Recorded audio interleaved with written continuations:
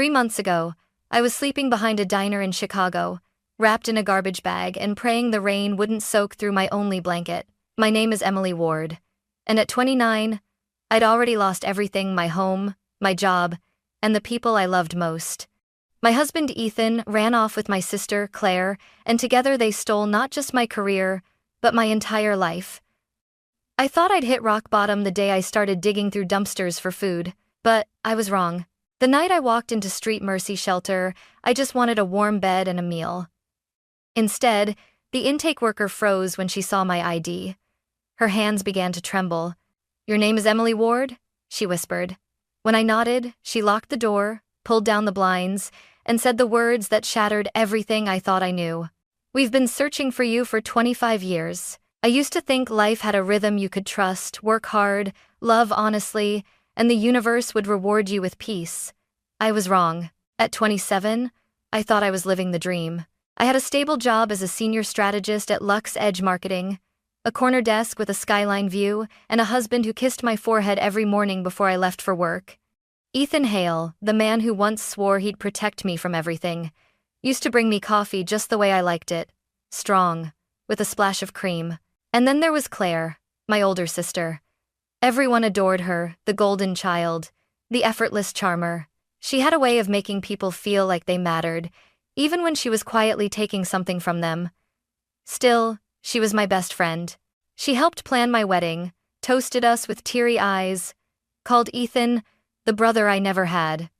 But somewhere along the way, those eyes stopped tearing for me. It began with small things. Ethan started coming home later, smelling faintly of Claire's citrus perfume. She stopped by our apartment more often, sometimes to drop off wine, sometimes to help with Ethan's tech issues. I ignored the signs. Love makes you blind, and family makes you foolish. Then one morning, my supervisor at LuxEdge called me in. "Emily," she said carefully, "we've received several complaints about account discrepancies. The partners think it's best you take a leave of absence." "What? That's impossible. My reports are clean." She sighed, sliding a file across the table. "I'm sorry, but the data suggests otherwise." Inside were fake invoices all signed with my name. I stormed home, shaking, and found Ethan and Claire sitting on the couch. They didn't even look guilty. "Is this your idea of a joke?" I demanded, throwing the file down. Claire crossed her legs slowly, smiling. "It's not personal, Em. You were just in the way." "In the way of what?" "My future," she said, voice calm as glass. "And his." Ethan didn't meet my eyes. "You're too emotional. You always have been." That night, I packed a bag, but there was nowhere to go. 2 days later, my position was officially terminated. My company laptop, phone, and ID card were disabled. My apartment lease, co-signed by Ethan, was abruptly canceled. By the end of the week, my entire life had been deleted like an old email. I tried calling my parents, but Claire had gotten to them first. "Emily's struggling," she must have said. "She's unstable." Because when I finally did get Mom on the phone, her voice was strained and distant. "Sweetheart, maybe it's best you take some time to get help." Help. That word echoed in my head for weeks until I had nothing left but the cold, the silence, and the question that would haunt me later. Who was I, really, before they took everything? The first night I slept in my car, I told myself it was temporary. I still had my resume, my degree, and enough pride to believe I could rebuild. But reality doesn't care about pride or resumes. The second week, my car battery died. I sat there in the dark, watching frost crawl across the windshield, and realized that no one was coming to save me. I pawned my engagement ring for $80. It bought 2 days in a cheap motel and a handful of meals from gas stations. When the money ran out, I started walking from one shelter to another, pretending I was just between apartments, pretending I wasn't terrified. People think homelessness is loud, shouting, sirens, chaos, but it's not. It's quiet. It's the sound of being invisible. You learn to stop making eye contact, because people only see what they're comfortable seeing. A homeless woman in her 20s? Too messy for sympathy. Too young for pity. One night, I was standing outside a grocery store when someone called my name. "Emily?" I turned and froze. It was Mrs. Patterson, a former client from LuxEdge. "Oh, dear," she said softly, eyes darting to my torn coat. I heard what happened. You poor thing. Her smile faltered, and she stepped back, clutching her shopping bag like a shield. That was the moment I learned there's something worse than hunger shame. By January, I'd lost 20 pounds and most of my hope. I kept a notebook from my old office job. I'd flip through it at night, tracing my handwriting, trying to remember the woman who used to sign contracts and lead meetings. She felt like a ghost. Then came the snowstorm. The temperature dropped to 14 degrees, and my car had long since been towed. I tried to sleep under an awning behind a diner, using trash bags for warmth. I remember thinking, if I close my eyes, maybe I just won't wake up. A voice woke me instead. You'll die out here, sweetheart. It was an older woman in a red coat, Sister Marianne, a volunteer from Street Mercy Shelter. She handed me a cup of coffee and a card. Go there. They'll take you in, no questions asked. I stared at the card for a long time that night. Street Mercy Shelter, 1432 Jefferson Street. The name sounded like a joke. Mercy wasn't something I believed in anymore. But when I woke the next morning, my fingers were blue from the cold, and my body was shaking uncontrollably. I didn't have the strength to argue with fate, so I started walking. 4 miles through dirty snow, my boots soaked, my breath fogging like smoke. Every step felt like dragging a corpse my own. When I finally saw the faded red sign that said, St. Mercy Shelter, I thought I'd reached the end of my story. But really, it was just the beginning. The shelter smelled like bleach and old coffee, a mix of safety and desperation. I stood in a line of strangers clutching plastic bags, waiting for my turn to sign in. The walls were painted pale yellow, but under the flickering fluorescent lights, everything looked gray.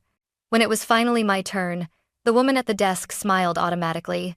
Her name tag read, Joyce Mallory, Intake Supervisor. Name? She asked, her voice professional but kind. Emily Ward, I said, handing her my ID. Her fingers froze mid-type. The smile faded. She looked at the screen, then at me, then back again like she was trying to solve a puzzle she didn't want to finish. Date of birth? April 9th, 1996. Her pupils dilated. And place of birth? Portland, Oregon. She swallowed hard, then whispered, Could you wait here a moment? Before I could respond, she stood so abruptly her chair slammed against the wall. She hurried to a back office, leaving me alone with the sound of the humming computer and murmurs from the other residents. Someone behind me joked, Guess she found your secret file, huh? I tried to smile, but my heart was hammering. Then I heard the sharp click of a lock. The door to the lobby had been bolted from the inside. Joyce returned a minute later, pale and trembling. She reached up and pulled the blinds shut, one by one. The room darkened. People started murmuring nervously. Ma'am, I said, my throat tightening. Is there a problem? She didn't answer. She picked up the phone instead. Her voice was low but urgent. This is Intake Station 12, she said. Authorization code 7, Alpha 9. We've found her, Emily Ward confirmed. She paused, listening. Yes, I'm certain. Locking down now. My stomach dropped. Found me? Found me for what? Joyce hung up slowly, her eyes never leaving my face. Ma'am, I whispered. What's going on? She sat down across from me, folding her shaking hands together. Emily, she said carefully, I need you to stay calm. Do you have any reason to believe someone might be looking for you? I almost laughed. I'm homeless. No one's looking for me. Joyce blinked fast, then reached into a locked drawer and pulled out a manila folder sealed with red tape. On the front, I caught the words Testament Program, Subject 9, classified before she flipped it open. There was a photograph of a baby maybe 3 or 4 years old, with a crescent-shaped birthmark on her shoulder. The same birthmark I had. Joyce's voice shook as she spoke. Emily, according to this file, you're not supposed to exist. You died 25 years ago. The room seemed to tilt. My hands went numb. That's impossible, I whispered. But Joyce just looked at me with something between fear and awe, and said the words that made the air leave my lungs. We've been searching for you for 25 years. For a long moment, I couldn't speak. My brain felt disconnected from my body. You're joking, I finally whispered. This is some kind of sick mistake. Joyce didn't smile. She slid the folder toward me, her trembling fingers leaving faint smudges on the paper. Please, look for yourself. Inside was a birth certificate. Name, Lydia Cross. Date of birth, the 9th of April 1996. Mother, Dr. Evelyn Cross. Biochemist, Testament Research Facility. Father, classified. My throat went dry. That's my birthday. Joyce nodded. I know. She turned another page, a photo of a toddler with a crescent birthmark on her left shoulder. My shoulder. My birthmark. I slammed the folder shut. This is ridiculous. My parents are David and Margaret Ward. I grew up in Portland. I went to Lincoln Elementary. Joyce leaned forward, voice gentle but steady. Emily, those weren't your parents. They were your guardians. Your mother, Dr. Evelyn Cross, worked for a classified government project called Testament. 25 years ago, there was a lab explosion. 2 confirmed dead, 1 child missing. That child was you. I stood up, shaking my head. No, I'm not some experiment. I'm just... The words wouldn't come. Joyce reached across the table and pressed something into my hand, a silver locket. Inside was a tiny photo. A young woman in a lab coat, dark hair tied back, smiling down at a baby with my eyes. She left this behind, Joyce said softly. It was found in the ruins of the lab. I felt dizzy, the walls closing in. You're saying my whole life? My name? My parents? My memories? Are lies? Joyce's eyes filled with tears. Not lies. Protections. I sank back into the chair, my pulse thrumming in my ears. Why me? What was she protecting me from? Before Joyce could answer, her phone buzzed. She answered, her face tightening. Understood, she whispered, then hung up. They're on their way, she said. Federal agents. 2 teams, 1 official, 1 not. Some want to protect you. Others. She didn't finish. A chill ran through me. Others what? Others might want you gone. I gripped the folder so tightly the paper cut my palm. You said she worked for the government. What did she do? Joyce hesitated, then opened another section of the file, technical reports filled with medical jargon. Your mother was part of a classified biogenetic enhancement program. They were trying to create immunity children resistant to disease, injury, even aging. 7 test subjects. 6 died before their 5th birthday. And the 7th? I asked, my voice barely a whisper. Joyce looked at me, her eyes shimmering. You, she said. You were the success. But your mother destroyed the program to keep them from replicating you. She faked your death and hid you with the wards. I stared at her, the weight of it all pressing down until I could barely breathe. My name, my life, everything, just a cover story. And somewhere out there, the people who once created me had finally found me again. Joyce flipped another page of the folder, revealing a series of old black and white photographs, sterile rooms, chrome tables, infants in incubators marked with numbers instead of names. I felt my stomach twist. These are the original files from the Testament Project, she said quietly. Your mother, Dr. Evelyn Cross, was one of its lead scientists. She believed she was creating a cure for genetic diseases, designing stronger immune systems, faster healing, better resistance to toxins. Her voice softened. But when she discovered the project was being sold to private defense contractors, she panicked. They didn't want to save people. They wanted to own them. I stared at one photo. A woman in a lab coat holding a baby, eyes full of love and fear. That's her, I whispered. That's my mother. Joyce nodded. When Dr. Cross realized what was happening, she burned everything files, research, the entire lab. 2 people died in the explosion. Everyone thought she perished too, and the last recorded trace of her daughter Yu was that night. My chest tightened. She died trying to protect me. Joyce's eyes glistened. Yes. She left a note for whoever found you. Raise her as your own. Never let her know what she is. The wards did exactly that. I ran a shaking hand through my hair. So all these years, my entire life was a lie built to hide a secret I didn't even know existed? Joyce hesitated. Emily, there's more. She turned to the final section of the file, recent activity logs, stamped with red ink. Helio Biosystems, Testament Revival Initiative. I frowned.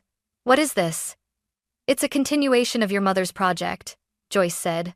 A new company bought the surviving patents.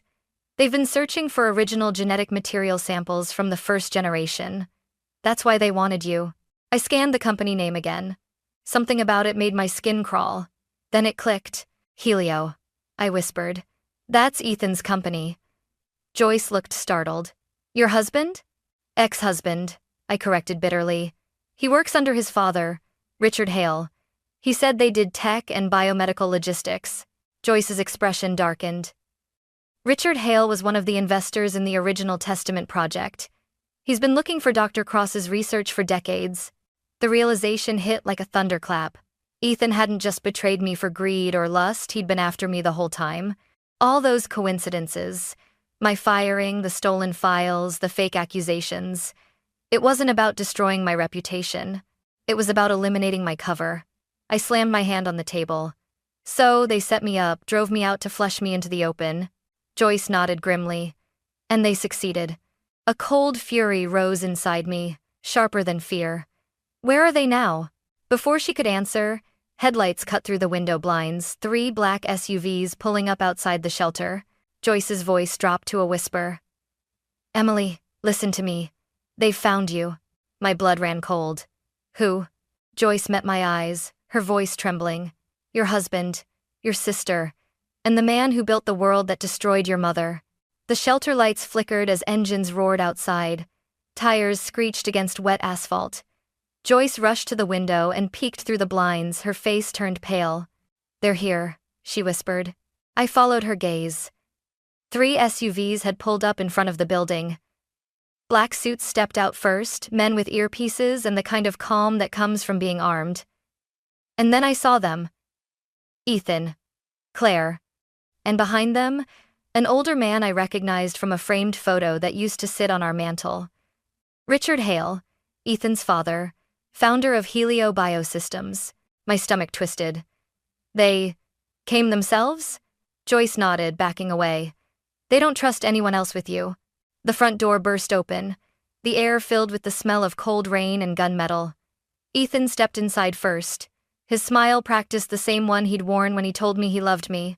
Emily, he said softly, like we were meeting at home. You've caused quite the stir. I stared at him. You destroyed my life, he chuckled. Your life was borrowed, sweetheart. We're just taking back what's ours. Joyce moved in front of me. She's under federal protection now. You need to leave. Ethan's gaze slid to her, sharp as glass. This is above your clearance level, ma'am. Richard Hale entered, tall, silver-haired, every inch the corporate king. He held up a file identical to mine. Dr. Evelyn Cross's legacy belongs to us, and so does the asset she left behind. I'm not an asset, I snapped. I'm a person. He smiled thinly. You're both, and we need you back where you belong. Claire stepped forward then, wearing my old coat, the one she'd borrowed years ago and never returned. Her eyes were unreadable. Don't make this harder than it has to be. Come with us, you'll be safe. I laughed bitterly. Safe? With you? You sold me out before you even knew who I was. Don't you get it? She said, her voice cracking. They were going to find you eventually. At least this way we're on the winning side. Ethan reached into his pocket and produced a syringe filled with clear liquid. A sedative. Quick, painless. You'll wake up in a secure facility, surrounded by people who understand what you are. Joyce's voice trembled. She's not going anywhere with you. He smirked. And who's going to stop us? That's when the shout came from the hallway. FBI, step away from her. The world exploded into chaos. Agents poured in through the side door, black vests, drawn weapons, laser sights flashing across the room. Ethan spun around, gun in hand. Joyce grabbed my wrist and yanked me behind a desk as bullets cracked through the walls. Move! She shouted. We crawled toward the rear exit, glass raining from the windows. I could hear Ethan yelling over the gunfire. We need her alive! A bullet grazed my arm, a searing pain followed by warmth running down my sleeve. I bit back a scream. Joyce kicked open the back door, shoving me into the alley. Sirens wailed in the distance. A black SUV screeched to a halt in front of us. The driver's door swung open and a man stepped out tall, trench coat flapping in the wind, badge glinting. Director Mason Blackwood. Miss Ward, he barked. Get in. Joyce helped me climb into the back seat as Blackwood slammed the door and hit the gas. The tires squealed, launching us into the rain-slick streets. For a long moment, no one spoke. My arm throbbed, my heart pounded, and my brain felt like it was catching up to reality in fragments. Finally, I whispered, "What am I?" Blackwood's eyes met mine in the rearview mirror. "You're proof that Dr. Cross's experiment worked. Your cells regenerate 10 times faster than normal. You could cure diseases people have died from for centuries." I shook my head. "So, they wanted to own me, use me." "Yes," he said simply. "Helio Biosystems doesn't want to cure illness, they want to sell immortality." I stared out the window as we sped past the blurred glow of city lights. Rain streaked across the glass like tears. My mother died trying to stop them. "She succeeded for 25 years, Blackwood said. "Now it's your turn." The words hit deep, not a threat, not a command, but a choice. I pressed my bleeding arm against my chest and looked back at the road disappearing behind us at the shelter where everything I believed about myself had burned away. "I'm done running," I said quietly. Blackwood's eyes softened in the mirror. "Then you'd better be ready, Emily, because the war your mother started isn't over." And somewhere behind us, through the smoke and sirens, I could still hear Ethan shouting my name, not out of love, but fear, as the empire he'd built on lies began to crumble. For the next 72 hours, I lived like a ghost. Blackwood's team hid me in a safe house outside Chicago, a cold concrete box with bulletproof windows and government silence. My wound healed faster than anyone expected, the doctors whispered about. Accelerated tissue regeneration. I didn't care what they called it. I just wanted my life back. On the third night, Blackwood came in carrying 2 folders.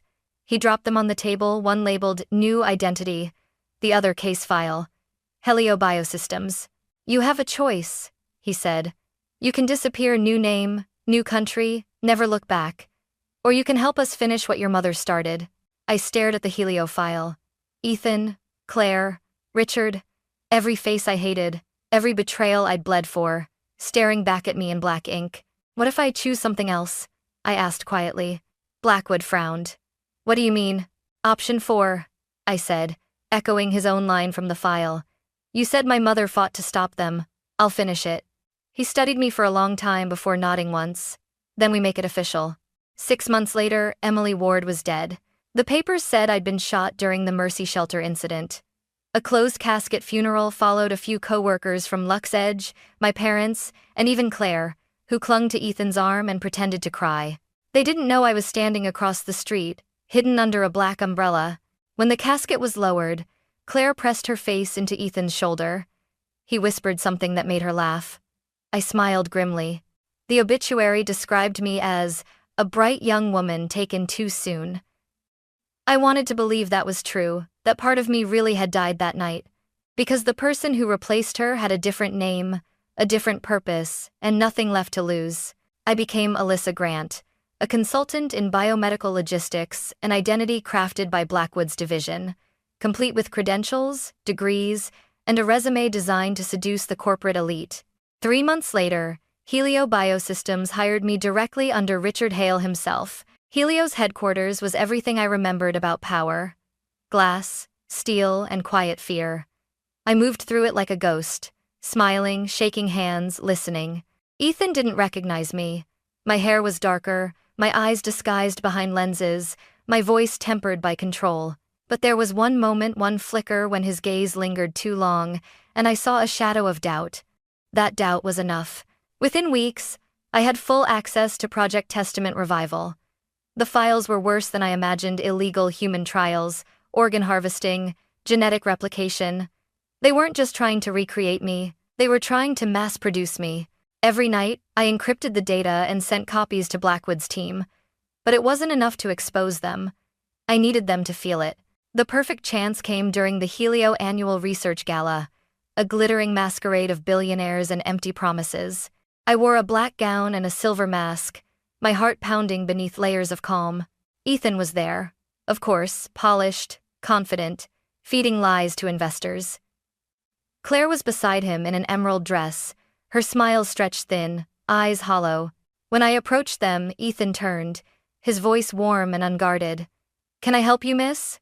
I tilted my head slightly. "You already did." The color drained from his face. "Emily?" I smiled. "Not quite, but close enough." Before he could speak, sirens wailed outside. The ballroom doors slammed open as federal agents poured in. Gasps rippled through the crowd as badges flashed and cameras captured everything. "Richard Hale," a voice boomed through a loudspeaker. "You are under arrest for crimes against humanity, illegal genetic experimentation, and corporate conspiracy." Chaos erupted. Richard tried to push through the crowd, but agents swarmed him. Claire screamed as they forced Ethan to his knees. I stepped forward, standing over him as the cuffs clicked shut. He looked up at me, disbelief, guilt, maybe even regret flickering behind his eyes. "You destroyed me," I said softly, "but you also made me stronger. You gave me a purpose." Ethan's voice broke. "Emily, please." I leaned close enough for only him to hear. "You took everything from me. Now you'll live with nothing." Then I turned away, the sound of sirens swallowing his final plea.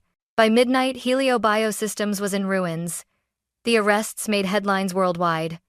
The government seized their assets, Blackwood's division declassified the evidence, and every survivor of the human trials received justice and treatment from the restored testament research, now run for healing, not profit. Standing in the rain outside the gala, I felt the first real breath of freedom in years. I wasn't Emily Ward, the betrayed wife. I wasn't Lydia Cross, the lost experiment. I was something new, and for the first time, the word revenge didn't taste like poison. It tasted like peace. The morning after the arrests, the headlines were everywhere. Helio Biosystems exposed. Billion-dollar genetic scandal unravels. Every major network replayed footage from the gala, Richard Hale being led away in handcuffs, Ethan's face pale and broken, and Claire clutching her purse like it could still buy her salvation. For the first time in years, I wasn't afraid to see my own name because it wasn't there. Emily Ward was dead, and Alyssa Grant didn't exist in any database. I was invisible and free. Blackwood's team debriefed me for days in a quiet facility far from the noise. He said Helio's downfall had set off a wave of reforms across the biotech world. Stricter ethics boards, whistleblower protections, a new division dedicated to regulating genetic enhancement. He didn't mention my mother, but I could feel her ghost in every victory. One afternoon, Blackwood came to see me. He placed a small silver box on the table. "What's this?" I asked. "Something we recovered from the original testament site," he said. "Your mother's personal drive. It survived the fire." Inside was a simple USB drive and a folded note, yellowed and fragile. My hands trembled as I opened it. The handwriting was elegant. The ink faded. "If you are reading this, my Lydia, it means you lived. Forgive me for the lies, the danger, the fear. I could not save the world, but maybe you can. Do not let them use you. Do not let them turn life into property. You were made for healing, not for war." Tears blurred the words. I pressed the note to my chest, whispering, "I made it, Mom." And I won. Months passed. The world moved on. Richard Hale was sentenced to life for crimes against humanity. Ethan received 20 years for conspiracy and fraud. Claire, desperate and cornered, testified in exchange for immunity. The last I heard, she was living alone in a small apartment outside Milwaukee, waiting tables, a ghost of the woman who once stole my life. As for Joyce Mallory, she refused every interview and went back to her work at Street Mercy Shelter. The government awarded her a medal, but she never mentioned it. When I visited her one evening, she just smiled and said, "You were never lost, Emily. You were just waiting to be found."